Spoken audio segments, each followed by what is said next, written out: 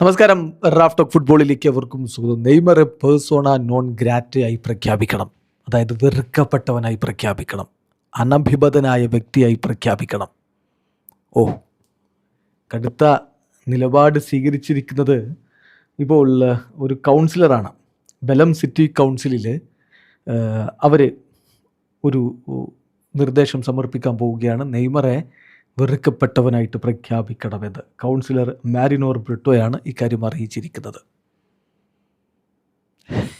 എന്തൊക്കെ ഒരു താരത്തോടുള്ള വെറുപ്പ് ഏത് നിലയിലേക്കാണ് പോകുന്നത് നോക്കണം. നെയ്മറെ ബലമിൽ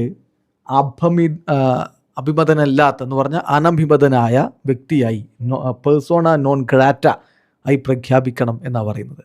അനഭിമതൻ എന്നൊക്കെ പറഞ്ഞതിനേക്കാൾ എളുപ്പത്തിൽ നമുക്ക് വെറുക്കപ്പെട്ടവൻ, അതാണ് സ്വീകാര്യനില്ലാത്തവൻ. എന്താണിതൊക്കെ?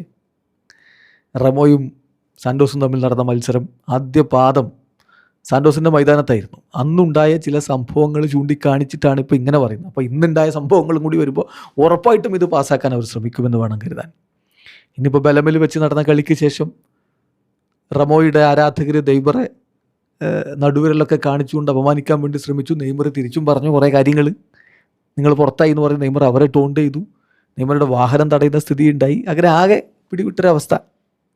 അപ്പോഴാണ് ഇങ്ങനെ ഔദ്യോഗികമായിട്ട് ഒരു സിറ്റി കൗൺസിലിൽ നിന്ന് പ്രഖ്യാപനം വരണം എന്ന് പറഞ്ഞുകൊണ്ട് കൗൺസിലർ ഒരു രേഖ സമർപ്പിക്കാൻ പോകുന്നത്. എന്തായാലും ആ വാക്കുകളും അവർ പറഞ്ഞ വാക്കുകളും മറ്റുമൊക്കെ ബ്രസീലിയൻ മാധ്യമങ്ങൾ റിപ്പോർട്ട് ചെയ്യുന്നുണ്ട്.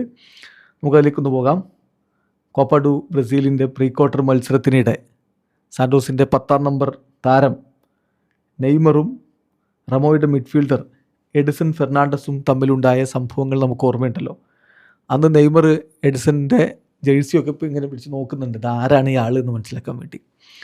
അപ്പോൾ അത്തരത്തിലുള്ള സംഭവങ്ങളൊക്കെ നടന്നത് നെയ്മർ ജൂനിയറിന് പാരനീസ് സംസ്ഥാനത്തെ തലസ്ഥാനമായ ബലമിൽ പേഴ്സോണ നോൺ ഗ്രാറ്റ എന്ന് പറഞ്ഞാൽ വെറുക്കപ്പെട്ടവൻ എന്ന പദവിയാണോ, അത് നാണക്കേടിൻ്റെ ചിഹ്നമാണോ നൽകാനുള്ള നിർദ്ദേശം ആ ഒരു കാരണമൊക്കെ വെച്ചുകൊണ്ട് ബലം സിറ്റി കൗൺസിലിൽ സമർപ്പിക്കാൻ വേണ്ടി കൗൺസിലർ മാരിനോർ ബ്രിട്ടോ ഉദ്ദേശിക്കുന്നതായിട്ട് അവർ അറിയിച്ചു. സാൻഡോസിൻ്റെ താരത്തിൻ്റെ പെരുമാറ്റം പാരാ ഫുട്ബോളിനോടുള്ള അനാദരവായാണ് കാണുന്നതെന്ന് കൗൺസിലർ പറയുന്നു. മത്സരത്തിനിടെ എതിരാളിയുടെ പേര് പരിശോധിക്കാനായി സാൻഡോസ് താരം എഡിസൻ്റെ ജേഴ്സി നോക്കി. ഇത് സോഷ്യൽ മീഡിയയിൽ വലിയ രൂപത്തിൽ വൈറലായിരുന്നു. എതിരാളിയെപ്പോലും അറിയില്ല, അവർ അപമാനിക്കാൻ വേണ്ടി ശ്രമിക്കുകയാണ്. അതായത് കായിക താരത്തിൻ്റെ ഈ നിലപാടിനെ വിമർശിച്ച മാരിനോർ ബ്രിട്ടോ പറഞ്ഞത്, ഈ സംഭവം കായിക രംഗത്തെ ആ ഒരു സ്വാഭാവികമായിട്ടുണ്ടാകുന്ന വൈരത്തിൻ്റെ അതിർവരമ്പുകൾ ലംഘിച്ചു. പാരയിലെ ജനങ്ങളെയും റമോ ക്ലബിനെയും കളിയാക്കുന്ന ഒന്നായാണ് ഈ സംഭവത്തെ ഞാൻ കാണുന്നത്. ഒരു മില്യണറുടെ അഹങ്കാരത്തിന് തലവെച്ചു കൊടുക്കാൻ റമോ ക്ലബിനും പാരാ സംസ്ഥാനത്തിനും ആവില്ല എന്നൊക്കെ വലിയ വായിൽ അവർ പറഞ്ഞിട്ടുണ്ട്.